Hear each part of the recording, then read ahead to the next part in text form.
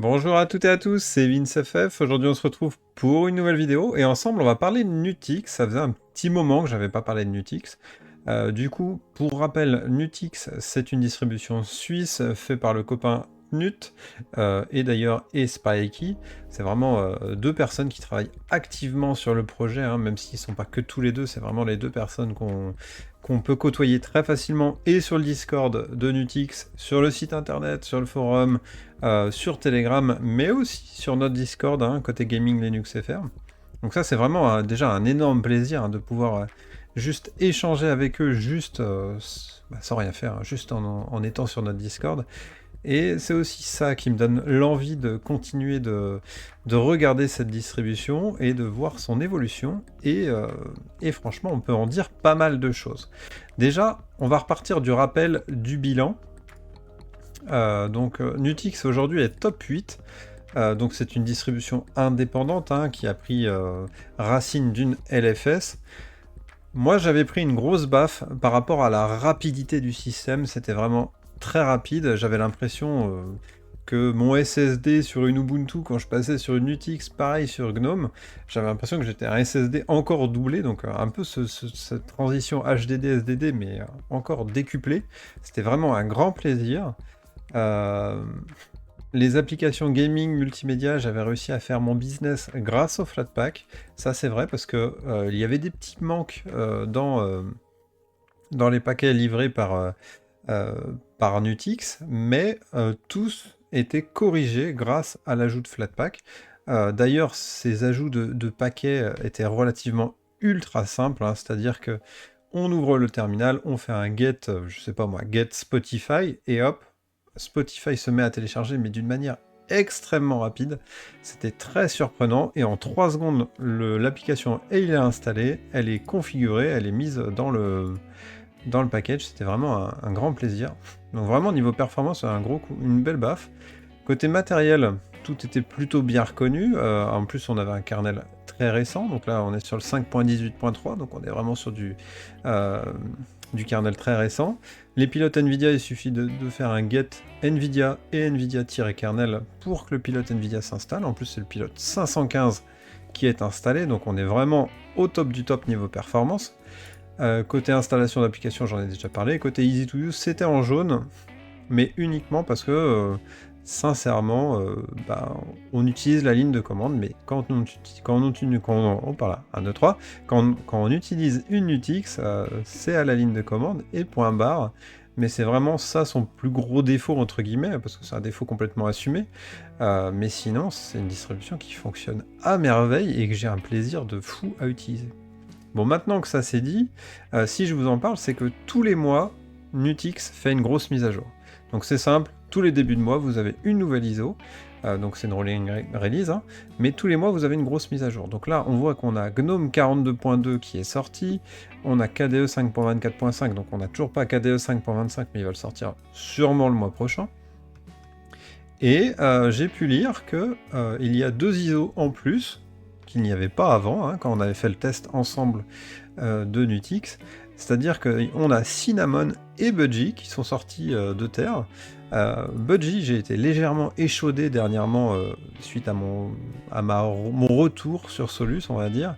C'est vrai que quand je faisais un Alt-Tab ou un retour bureau, alors que j'étais en plein jeu avec une application en plein écran, ça avait tendance à un peu bugger, donc je me suis dit que Budgie n'était pas prêt pour mon utilisation. Par contre, c'est pas le cas de Cinnamon. Cinnamon fonctionne très très bien pour mon utilisation, donc je me suis dit, tiens, la Nutix, ça fait longtemps que je ne l'ai pas testé. Allez hop, je l'installe, surtout que l'installation dure, 3 minutes à tout casser, c'est vraiment un grand plaisir aussi à installer. Et je me suis dit, allez, on voit ce que ça donne. Et franchement, j'avais testé Nutix XFCE, Nutix GNOME, Nutix KDE, et en fait on était sur des bureaux relativement vanilla. Là, j'ai l'impression qu'ils ont été un peu plus loin, parce que la version Cinnamon, bon là je l'ai un peu trifouillé pour aller voir si les thèmes fonctionnaient et tout avant de faire la vidéo. Et de base, elle est quand même ultra bien finie, on se croirait sur Linux Mint. Sincèrement, c'est le même rendu que sur une Linux Mint, c'est très très très bien fait. On a un thème dark livré de base, on a même le terminal directement dans l'index des fichiers là. Ça, c'est vraiment plutôt cool. On a évidemment un terminal avec où c'est marqué du coup notre kernel, la distribution utilisée. C'est un petit truc, mais c'est un vrai petit plus. Si je vais dans les paramètres, donc en fait j'ai exactement la même chose que si j'étais sur Nutix, sur Linux Mint, pardon, en sachant que Linux Mint est quand même pour moi, je crois d'ailleurs que c'est la seule qui a eu 5 sur 5 aujourd'hui d'un point de vue look and feel. C'est Linux Mint grâce à Cinnamon. Et là, Nutix, je pense que légalise, hein, on est vraiment très très bien. Du coup, c'est livré avec plusieurs fonds d'écran, donc c'est des fonds d'écran vraiment orientés GNOME. Hein. Rien de folichon pour autant, mais bon, c'est toujours un petit plus d'avoir quelques fonds d'écran. Ce qui est cool, c'est que les thèmes, c'est les thèmes de Mint. Donc ils ont vraiment été cherchés jusqu'à mimer un peu l'expérience Cinnamon à son apogée. Donc moi je trouve que c'est très très bien. Donc Mint utilise plutôt les couleurs vertes, Nutix a choisi plutôt les couleurs bleues. Ça me dérange pas du tout, bien au contraire. Donc j'ai même ajouté certains thèmes pour vérifier que ça fonctionne. Parce que bon, c'est toujours le coup où on ajoute des fonctions et en fait ça ne fonctionne pas. Donc là on peut ajouter des thèmes directement. Ça marche très bien, ça fonctionne très rapidement. Franchement c'est un petit bonheur, c'est aussi pour ça que je vous en parle. Et du coup, toutes les extensions et tout, par exemple, les extensions pour mettre le bureau, enfin le panneau transparent est totalement compatible aussi. Donc j'ai essayé 3-4 petites choses et en fait je me suis dit, putain, l'intégration du bureau Cinnamon est juste parfaite sur Nutix. Donc voilà, je voulais vraiment vous en parler.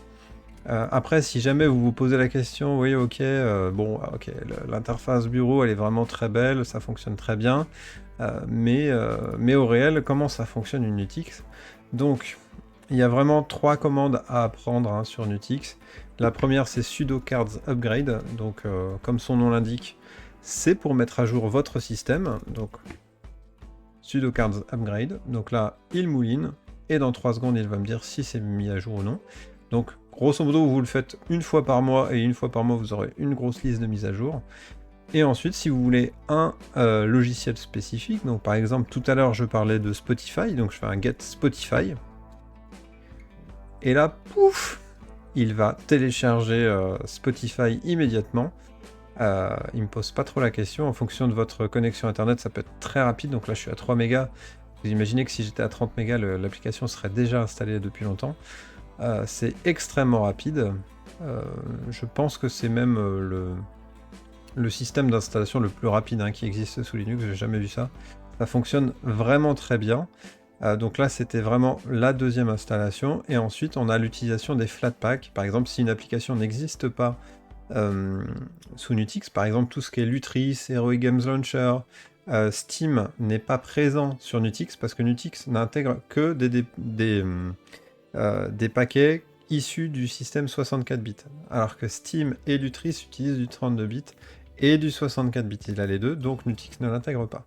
Donc c'est pour ça que Flatpak est intéressant. Donc pour installer Flatpak, rien de plus simple que Nutix, vous faites get Flatpak, donc get Flatpak.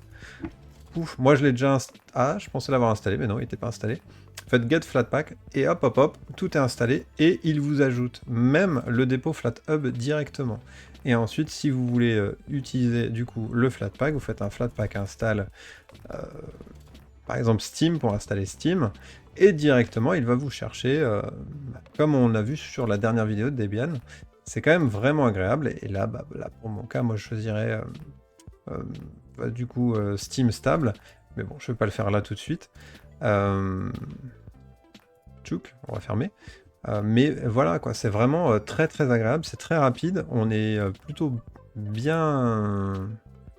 C'est plutôt ultra bienvenu, on est vraiment accueilli.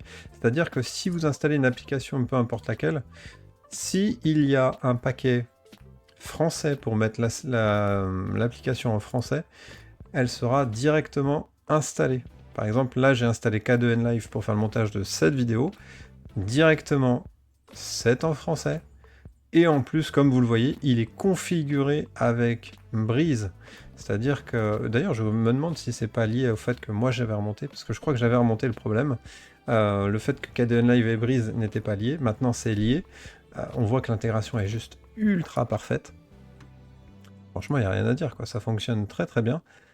C'était juste une vidéo finalement rappel en vous disant: «Eh les gars, il y a aussi Nutix qui existe, donc si vous voulez une rolling release avec des paquets récents qui fonctionnent rapidement, où on a quasiment tous les bureaux, le seul point d'ombre du coup c'est utilisation du terminal si vous voulez installer des applications, ça c'est un point d'ombre, et tous les paquets ne sont pas présents dans Cards.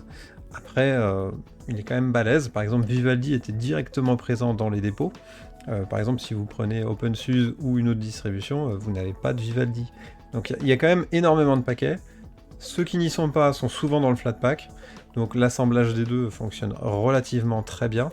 Il y a juste un petit truc que je regrette, moi de mon côté, c'est toujours qu'il n'y a pas d'intégration de CUDA. Donc par exemple, pour avoir le NVENC, le DLS, enfin non, juste NVENC d'ailleurs, c'est le seul problème, et DaVinci Resolve.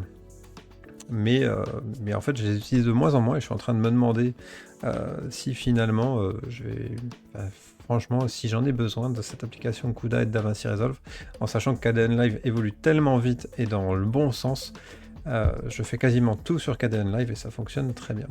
Donc voilà, c'était vraiment une vidéo récap et une vidéo un peu pub pour Nutix parce que c'est vraiment un projet que j'adore.